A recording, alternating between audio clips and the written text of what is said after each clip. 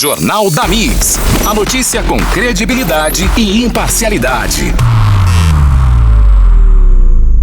Eudes Figueiredo, amigos da Mix FM, bom dia! E hoje, logo mais 10 horas, o prefeito Ed Thomas, presidente da Unipontal, recebe na primeira visita oficial do novo governador de São Paulo, Tarcísio, que estará aqui fazendo a entrega e o anúncio de algumas obras, entre elas a tão sonhada, já pronta, Ponte de Mandaguari. Quem lembra e quem sabe, é uma obra já prometida há mais de 30 anos, e o prefeito Ed Thomas buscou a verba, conseguiu a verba e está sendo entregue agora oficialmente pelo novo governador de São Paulo. Na política as coisas transitam muito rápido, né? A gente vê o desespero de alguma oposição política que tenta afastar o prefeito Ed Thomas da aproximação rápida que fez com o Tarcísio, que tem também com o Kassab, que é o mão forte da política de articulação do novo governador. É muito amigo do secretário Lucena, que é um dos conselheiros de primeiro momento do Tarcísio, porque as pessoas esquecem que política é uma arte. Para os imbecis, política é uma tramóia. Mas para aquele que sabe que a boa política tem que ser praticada e feita, ela é uma arte. Tarcísio, por exemplo, para conseguir compor o que quer dentro da Assembleia Estadual, teve que ceder algumas coisas ao PT. Para isso a gente vai dizer então que Tarcísio está traindo os bolsonaristas, está traindo a sua ideologia política? Não, porque política é arte. Vários prefeitos do estado de São Paulo, num primeiro momento, estiveram com o governador Rodrigo Garcia. Num segundo momento, foram apoiar Tarcísio. E assim também fez o prefeito Ed Thomas.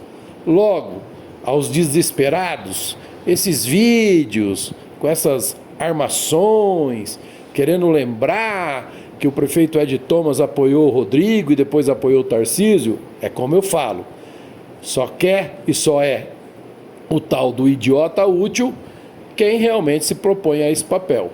Política é a arte da articulação, política é a arte do entendimento. O que não se pode mudar, como o próprio Tarcísio disse ontem num programa de entrevista: o fato de eu ser governador, eu tenho que governar para todos. O fato de eu me reunir com o presidente Lula não significa que eu compactuo as mesmas ideias e ideologias políticas. Deu para entender? É isso aí. Parabéns ao prefeito Ed Thomas, parabéns ao governador. Logo mais 10 horas lá no Matarazzo, está todo mundo convidado.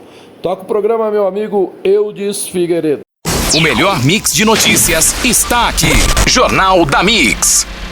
E olha só, o ex-ministro da Economia, Paulo Guedes, vai integrar o quadro de conselheiros do governo do estado de São Paulo. A informação foi confirmada pelo governador Tarcísio de Freitas ontem, numa entrevista a uma rádio de São Paulo. Segundo o governador, Paulo Guedes vai presidir o órgão, que será formado por 3 economistas e alguns especialistas de ponta. Tarcísio também exaltou o ex-presidente da República, Jair Bolsonaro, com quem disse ter desenvolvido uma grande amizade nos últimos anos. Disse o seguinte, o governador: sou grato, muito grato, ele me deu a oportunidade, me abriu a porta. Quem eu seria sem o presidente Bolsonaro? Ninguém, declarou ele. Questionado se vai concorrer à presidência em 2026, o ex-ministro disse não ter vergonha de ser do bolsonarismo e exaltou a gestão anterior, mas disse que a obrigação é com São Paulo. Muito bem, vamos lá. Comentando o assunto, Adolfo Padilha. Olha, Tarcísio tem escolhido um bom quadro dentro da sua proposta de governo. E o Paulo Guedes sempre foi um ministro muito próximo do Tarcísio, quando ministro também do governo Bolsonaro. Eu acho que nessa entrevista que Tarcísio deu ontem, ele deixou bem claro a sua posição política. Eu disse aqui na abertura, política é a arte de saber executar, a arte de engolir as diferenças para poder avançar, né? E alguns erros do afoito, da forma de fazer que a gente viu no governo do presidente Bolsonaro, foram cometidos para que se aprenda a lição. E eu acho que essa lição o Tarcísio aprendeu bem, né? Ele não pode realmente abrir mão de uma pessoa economicamente tão talentosa e que enfrentou diversos problemas mundiais e conseguiu, com apoio e escolha do presidente Bolsonaro, tecnicamente, deixar a nossa economia em pé, melhor do que ficar em pé, deixar a nossa economia sobrevivendo a todas essas crises e saindo muito fortalecida a nível mundial. Haja vista que o real é a segunda moeda que mais se valorizou no mundo. O Brasil teve um PIB de produção maior do que o da China, inflação menor do que os Estados Unidos, e tudo isso, claro, sob a batuta e comando de Paulo Guedes. Quem ganha com isso somos todos nós paulistas, de ter um nome como Paulo Guedes coordenando, apoiando e ajudando a conduzir a economia do estado mais forte da federação. No dia 1º de fevereiro, o novo Congresso Nacional vai tomar posse e, a partir disso, começa a organização interna e administrativa do Parlamento, que tem como primeiro passo a eleição dos presidentes da Câmara e do Senado Federal. Essa discussão já vem há bastante tempo, porque, afinal de contas, são esses dois, tanto o presidente do Senado quanto o presidente da Câmara dos Deputados, que colocam em votação as principais ações que o governo vai colocar, né? Os atuais presidentes da Câmara dos Deputados, Arthur Lira, e do Senado, Rodrigo Pacheco, tentam a reeleição para os cargos.